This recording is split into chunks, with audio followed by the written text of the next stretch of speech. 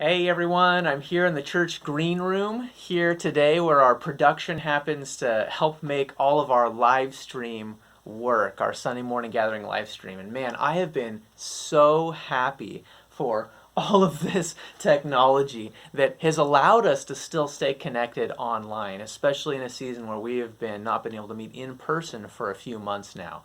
Man, but I've got to admit, I feel like since this quarantine started, I've tripled my screen time. I don't know about you, but I'm really glad for how technology has helped us connect with people online. But then again, sometimes technology is stressful. Do you ever feel like your coworkers on that Zoom meeting, they're only half listening, they're working on other stuff, multitasking? Or maybe you feel like your phone is just constantly lighting up all the time with news and updates and this bad thing happened and this happened. Or listen to this. The CDC, that we've been checking a lot about COVID, and they actually did a report years ago in 2007. They said that teenage suicide rates began to climb in 2007, the year smartphones debuted. Check this out. It says since that day, since their debut, suicide rates have grown 30% for teen boys and 100% for teen girls.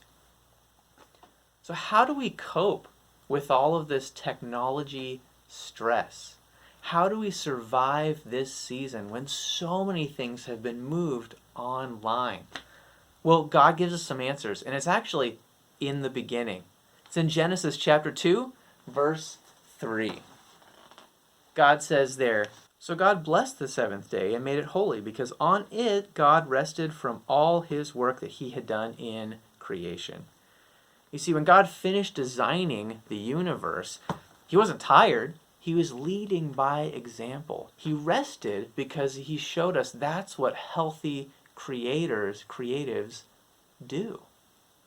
God mentions later in another verse, not only as an example, but he starts hundreds of years later to show his people that this was a good model to follow. So he's helping Moses write laws for his new Hebrew nation.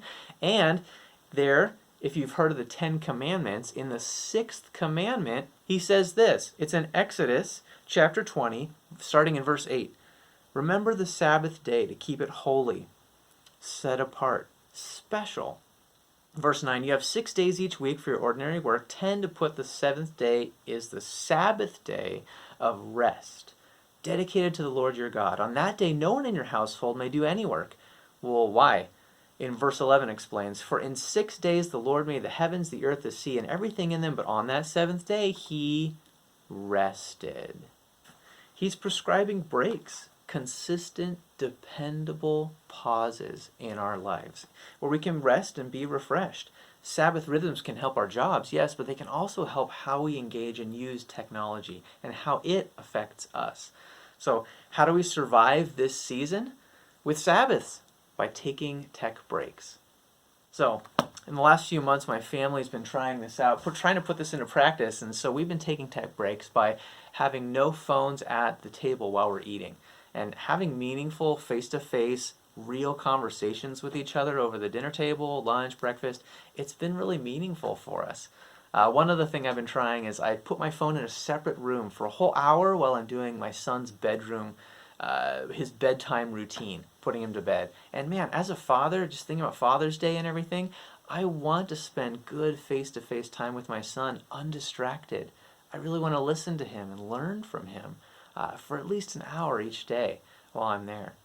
Some other ideas that you could put into practice too. One is to take your devices and turn them off for a whole Sabbath day once a week, like the Sabbath used to be practiced. Another idea maybe you could do is wake up in the morning, get ready for your day, spend time with God before you check your devices at all. Another could be when you go to bed, in your bedtime, prioritize the people who are literally with you there instead of falling asleep to a screen. These could all be ways to help us cope with stress and to have regular balance in our lives. Well, if you'd love to learn more about all these topics, there's so many different ways you could put this Sabbath taking a tech break idea into practice. I'd recommend The Tech-Wise Family by Andy Crouch. It's a really great book, small, readable, lots of cool, helpful diagrams in here that are really, really nice to help you learn how to be a tech-wise family. If you'd like a podcast version of this author, there's a guy interviewing him. Check the links below. There's a great podcast episode on this you can listen to on your commute to learn more about this. And I'd love to say, too, it's so great. Pastor Rich, our very own Pastor Rich, led a seminar on these topics last year. So if you want to chat with someone about all these ideas about for you or for your kids and how to be a tech-wise family, just hit him up, rich@neighborhoodchurch.com. Be great. So lots of great ways to learn more. All that said, how can we survive this season? By taking tech breaks. Don't let your devices distract, stress, or depress you this summer. Let's use our devices and our technology to build up God's kingdom together instead.